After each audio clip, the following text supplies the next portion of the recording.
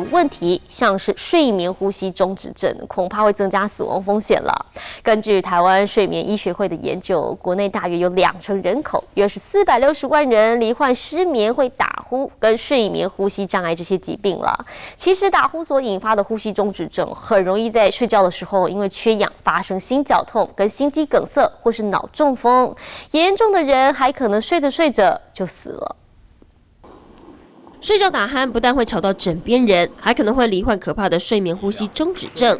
根据台湾睡眠医学会研究，国内有20%的人口，约460万人罹患失眠、打鼾以及睡眠呼吸障碍等疾病，好发年龄在40到60岁的中年族群。打鼾的人当中，往往有50%会伴随着呼吸中止症。推估全台有10%的人口，大概230万人可能患有睡眠呼吸中止症。容易在睡眠时因为缺氧发生心绞痛、心肌梗塞或是脑中风，严重的还可能会在睡眠中猝死。尤其上半身肥胖的是高风险群，体重每上升10公斤，睡眠呼吸中止症就增加2倍的发生率。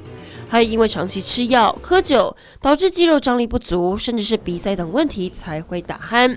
医师建议可以侧睡或者是使用呼吸辅助器等等，减少恼人的低音号。华视新闻联播汪前晃台北报道。